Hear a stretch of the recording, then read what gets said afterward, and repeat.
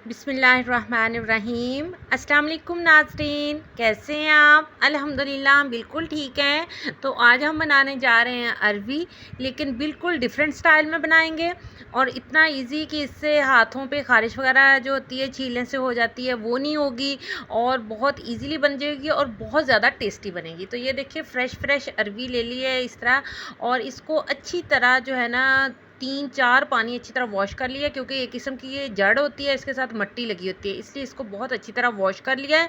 और अभी हमने वॉश करके रखा हुआ है। अभी हम नेक्स्ट स्टेप की तरफ चलते हैं, और नेक्स्ट स्टेप क्या है कि हमने कढ़ाई में ले लिया है थोड़ा सा पानी, और पानी जो है वो चूल्हे पे चढ़ा दिया है, फ्लेम ऑन कर दी थी। तो ये देखिए पानी पकने लग गया है, और ये पकते हुए पानी में अभी हम 1 चम्मच जो है वो नमक का डालेंगे।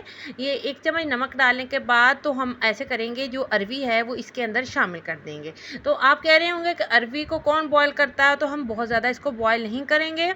ऐसा है कि इसको बॉयल करने से थोड़ी तो इसकी लेस कम हो जाएगी और ये छीलनी भी बहुत ज़्यादा आसान हो जाएगी, और हाथों पे कोई ख़ारिश, कोई स्किन को कोई मसला नहीं होगा।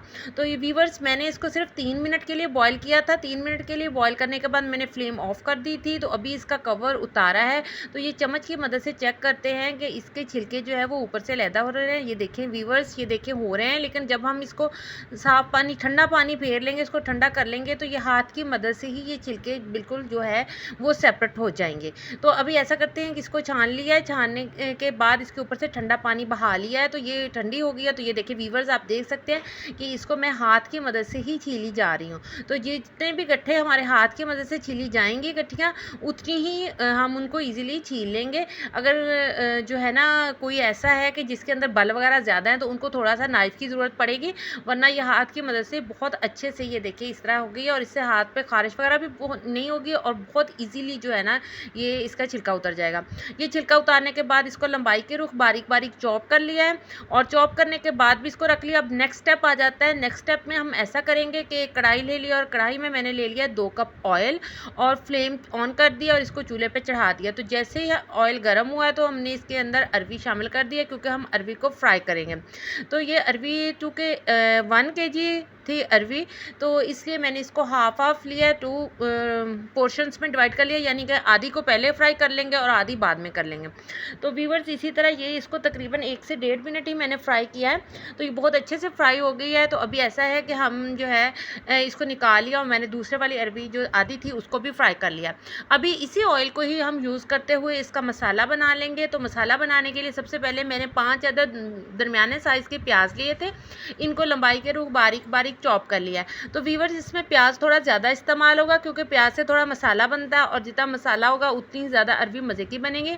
और इसको भी मैंने तकरीबन 1 से 2 मिनट के लिए अच्छे से फ्राई किया है। इसके बाद हम ऐसा करेंगे कि इसके अंदर अदरक लहसुन का पेस्ट शामिल कर देते हैं। तो मैंने 2 टेबलस्पून लिया है अदरक लहसुन का पेस्ट, और वो इसके अंदर शामिल कर देंगे। शामिल करने के बाद इसको भी हम अच्छे से अंदर मिला देंगे, ताकि ये भी थोड़ा सा फ्राई हो जाए।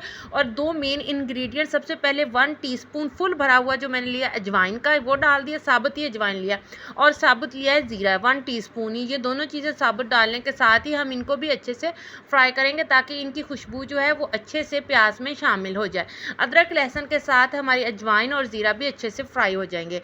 ये अभी ये फ्राई हो रहे हैं, तो इसके साथ ही हम ऐसा करते हैं कि इसके अंदर स्पाइसेस शामिल कर देते हैं। स्पाइसेस में सबसे पहले 1 टेबलस्पून जो है वो नमक का शामिल कर दिया। तो और इसके बाद हमने जो है 1/2 टीस्पून जो है वो हल्दी पाउडर डाल दिया, और 1 टीस्पून फुल भरा हुआ हम डालेंगे सुरख मिर्च पाउडर का।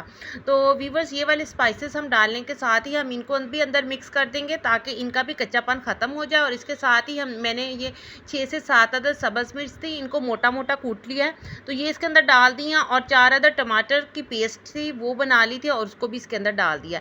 तो ये सारी चीज़ें डालने के बाद हम इसको अच्छे से फ्राई करेंगे, ताकि हमारा जो मिर्चें हैं और टमाटर का कच्चापन ख़त्म हो जाए, और टमाटरों का पानी थोड़ा सा ड्राई हो जाए। जैसे ही टमाटरों का पानी ड्राई होता है, तो हम इसके अंदर जो हमारी अरवी फ्राई करके रखी हुई है उसको शामिल कर देते हैं। तो व्यूवर्स, ये बहुत ही इजी मेथड है और बहुत ही टेस्टी मेथड है, आप इसको ज़रूर ट्राई कीजिएगा। आपको ये मेथड बहुत अच्छा लगेगा और बहुत मज़े की बनती है। 2 साबुत मैंने सब्ज़ मिर्च अंदर डाल दी हैं। अभी ये मसाले के अंदर अच्छे से मिक्स करने के बाद जो है इसके ऊपर गरम मसाला मिक्स का जो है ना मैंने आधा चम्मच डाला है। इसके अंदर बहुत ज़्यादा मसाला जात भी इस्तेमाल नहीं किए जाते, और बहुत ज़्यादा टेस्टी टेस्टी बन जाती है।